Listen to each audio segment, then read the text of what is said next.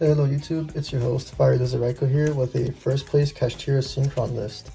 So I took this deck on Saturday to local, so about 2 days ago. I tried recording the first draft of this video like at midnight when I came back. Did not pan out well at all, so I just decided to redo it here on Monday instead. Just give myself like a mental reset and a break from playing and all that stuff. It was 3 rounds of locals. Round 1 was against Primate Blue Eyes, round 2 was against Pure Orcus, and then round 3 was another Primate Blue Eyes player. Shout out to all the homies, they're all really chill guys, and I enjoy playing all the matches. Okay, getting straight into it, my boy Gamamon. So we have our tuner monsters. So we got triple Stardust, double Junk Synchron, 1 Rev, 1 Assault, and double Scrap. So the reason these are the ratios is because Stardust is an extender, one of our best extenders at the moment. He's also a starter, but he is one of the worst starters, making a raw speeder, so it's not ideal, but it's there, you know, consistency. 2 Junk Synchron because the combo normally goes through 2 copies. There's some instances where you keep one in the deck, so you'd rather have that second one for the grind game. 1 Revolution and 1 Assault is because these are just extenders off of speeder. Sometimes you can extend with them if you open them. It really depends on your opener. Double Scrap is because this was double Jet in the past pre-support, but at the moment Jet is kind of mid. Even as a 1-of, I've tried testing Jet Synchron a bit, and I just found that double Scrap was much more useful until we get Junk Meister and Junk Armor and Signal in the TCG. In which case we might cut this down to 1 Scrap and play 1-1. And we might be cutting this down as well to 2. But yeah, that's the Synchron ratios. Alright, moving on to the non-tuners for the deck, we got Stardust Trail, Roadrunner, and Synchron Carrier, as well as triple Full Speed Warrior. So Full Speed Warrior is our 1 card starter. This is what searches the new spell card, and down the road it will search Junk Signal and other new spells. So you want to see this as much as possible, and it's what gets your plays going, so yeah. Carrier, he's well, all of these are actually extenders. He gives you an extra normal summon for Synchrons for that 1 turn, which is awesome. So you can go like Carrier plus Junk, Carrier plus Stardust, pretty useful. Usually you're trying to dump this off of Excel Synchron to make it a 3 or a 7 though. Roadrunner and Trail actually. Both of these serve a similar purpose of either playing around or through Nibiru. Roadrunner specifically can chain block Speeder because she can summon herself when a tuner is sent to the graveyard, which is on the resolution of a synchro summon. So she can chain block my boy Speeder. Trail is mainly there to help play through and around Nibiru, because after you get Nib, you can dump Trail with Illumination off of the Stardust Synchron and then start extending that way. So here we have the Kashtira engine. We got triple Unicorn, double Fenrir, 1 Birth, and triple Rates Off. So double Fenrir seems weird, and it is a little weird because I keep forgetting to buy my 3rd Fenrir, so that's a fumble on my end. It should be 3. So normally I just play the 3rd Rates Off over the 3rd Fenrir. But yeah, you could just add the 3rd Fenrir and keep these honestly, since you do want to see the Kashtira names more often. This is a 43 card list, which I forgot to mention at the start, so my bad. But yeah, it doesn't really mess with the consistency or anything. You still see this often, and then because of this, you still see this, right? Anyway, I like the way the Kashtira cards give you a little bit of a grind game with Birth. I also like the interaction that Birth provides, being able to banish 3 face down from the opponent's graveyard on the resolution of a spell card.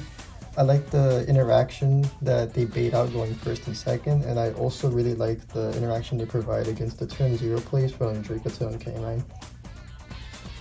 As for in-archetype spells, we have Synchro Rumble, Stardust Illumination, and triple Fellows. So Fellows is the card that gets everything going. This is what searches your Junk Synchron plus your level 2, level 1, your Stardust Synchron, and then you pitch one on resolution. And the cool thing is you can pitch any card, so if you have like a Birth and a Cash, you can pitch the Cash, revive the Cash, and you keep the 2 cards you search off Fellows, which is awesome. You could also pitch stuff like Stardust Synchron or Roadrunner that has utility in the graveyard. Yeah, all around great card. Has another effect where you can banish it, target a Synchro, and you get to reduce the level by 1, and for doing so you get 1 extra normal summon for Synchron, which is really clutch.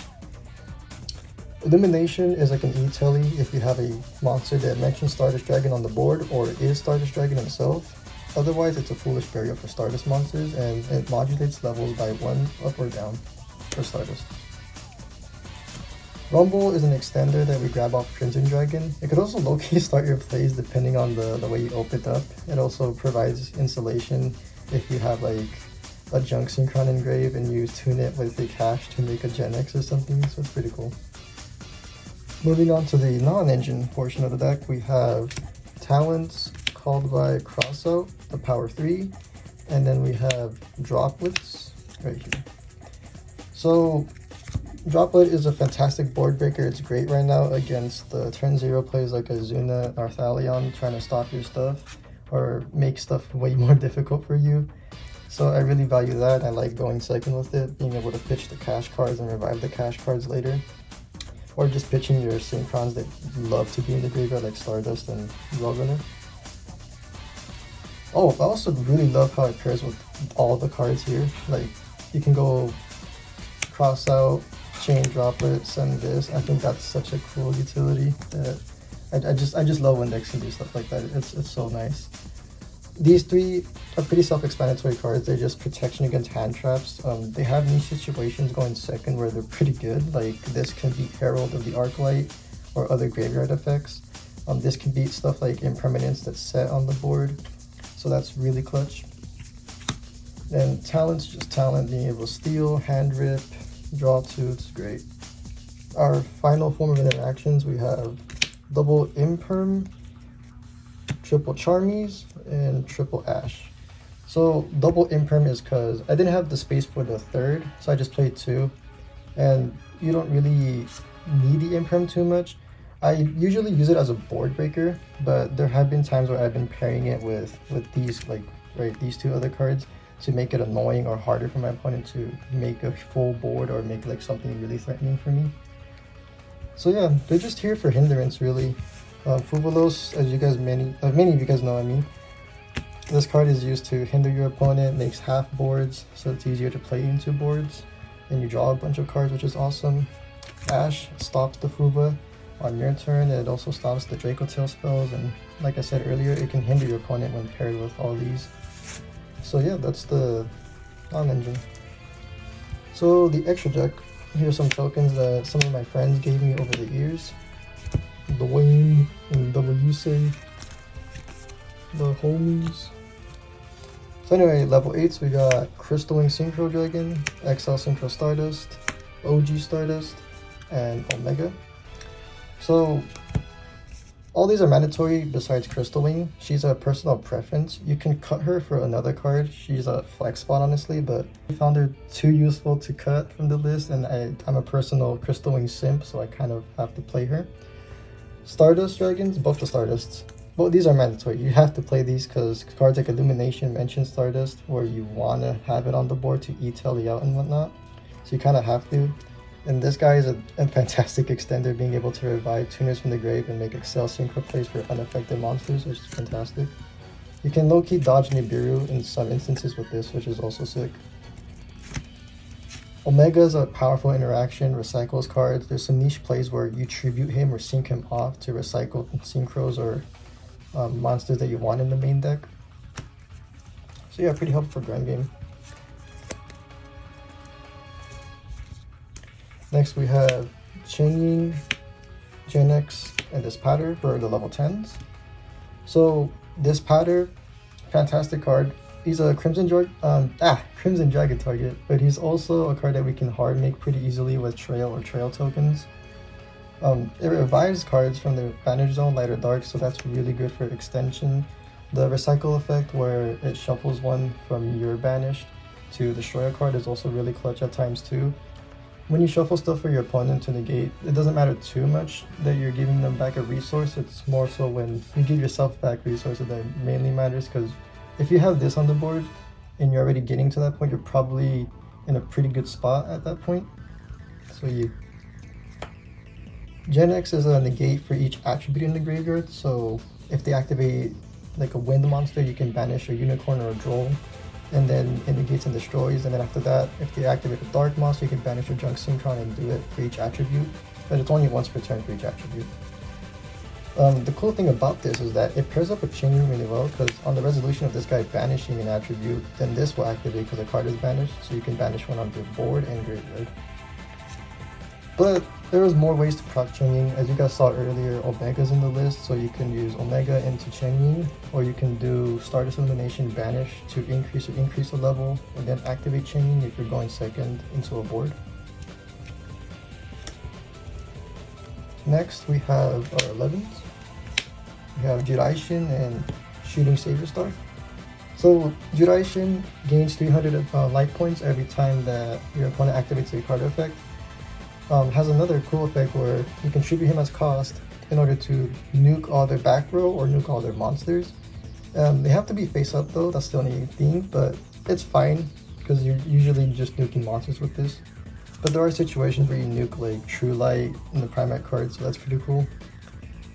Shooting Savior Star is an Omni Negate, negates and banishes, has an effect where it non-targeting negates an opponent's monster permanently, which has come up quite a bit and it's really helpful for going second and in the grind game. Has another useful effect where he gains an additional attack for each monster that mentions Stardust or is Stardust in the graveyard. So typically your combo goes to 2, so you're getting 3 attacks in total with this guy. Then at 12, the Crimson Dragon. He's just an extender, here to make the Crystal Wing, the Dispatter, the Shooting Savior, depending on the line and the opener. He's just fantastic. Post Nibiru extension too, which is great because you can sync with the Nibiru to then summon Crimson, get Rumble, and keep going. Next are 5s. We got Excel, Librarian, Speeder, the GOAT that gets everything going. This is the heart and soul of the deck. This is what gets all the Synchrons on the board. Has a battle phase effect you can swing over by doubling his attack to 36, which is niche, but it's come up a few times. Librarian, either player draws, I draw a card for every time either player synchro summons. That's just the purpose here, so you can draw into your more charming counters or just draw into more hand traps. Excel Synchron, he's the GOAT too. He's like, in a way, he can kind of feel like Speeder if you've opened like multiple Synchrons and all you need is like a Revolution or a Stardust in the graveyard or even a Jet if you're playing the Jet Synchron.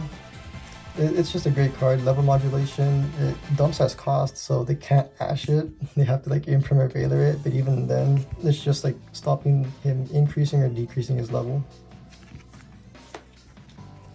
Our last 2 extra deck cards are the level 4 Herald of the Arclight and level 3 Scrap Warrior. Scrap Warrior is part of the main combo, and so you have to play Scrap Warrior. He's a mandatory part of the deck. Similar to Excel Synchron, I feel like that's a mandatory part of the deck as well. Arclight, you can cut him honestly, and I am going to cut him when he gets eventually banned because this card's busted. We don't do ritual stuff as you saw, but there are lines where you can make Herald of the Arclight before Speeder to protect your Speeder from anything. Oh, I forgot to mention really quick, this guy, when he's synchro summoned, he adds or dumps a card that mentions Junk Warrior. So this is how you search your second Junk Synchron in the deck after you dump one if you only open the 1 card combo with full Speed Warrior. But yeah, it's pretty cool. Otherwise, you're usually using him to dump Roadrunner. This is the side deck for anyone who just wants a reference of how Synchron side deck looks like. My boy Kaioken Blue Goku. Junk Warrior Extreme. This is a card that I was citing going second a lot of the times in games 2 and 3 because you can special summon a Kashtira, and then if you use Fellows or hard open the Scrap Synchron, you can tune with the Kashtira and Scrap Synchron into Junk Warrior Extreme, battle phase, swing over something, and then the damage step you can tag out into Junk Speeder. It's treated as a synchro summon, and then Speeder and Stardust Synchron will resolve in the damage step unless your opponent has like a Judgment or something that negates activations. But yeah, awesome card and pretty good OTK potential as well. Next we have the Meows. This is supposed to be card restriction. Couldn't find it, so I just decided, you know what, just play the one of Meows, might as well, right? Next we have Triple Droll. This is just for like Mitsurugi and other matchups that like lose to Joel heavily. My locals is mainly like Draco Tail players with like a few Yummy. So I don't main deck the draw, I just like to side it for the Mitsu players that show up here and there. Next we have Heavy Slump as our whole Charmy counter that we draw off of Hyper Librarian. But there is another way in the deck to get into it. Then we have Evenly Matched.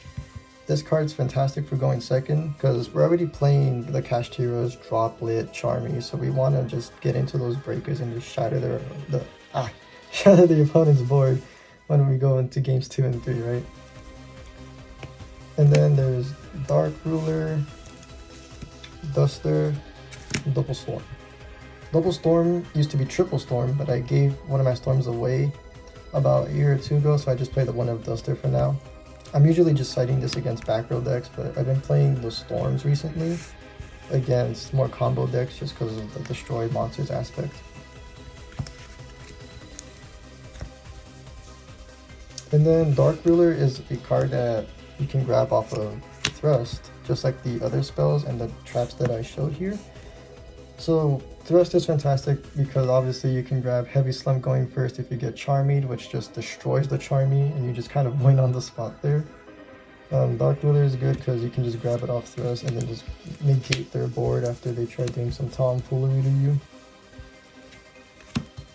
But yeah, that's the side deck, just very simple, sweet, nothing too complicated. But yeah, that's the deck profile. Hopefully you guys enjoyed. If you guys want a combo video or anything explaining the deck any more in depth for this specific variant, feel free to let me know in the comments below and I'll be sure to make a video about that in the future. But for now, I hope you guys have a great day and see ya.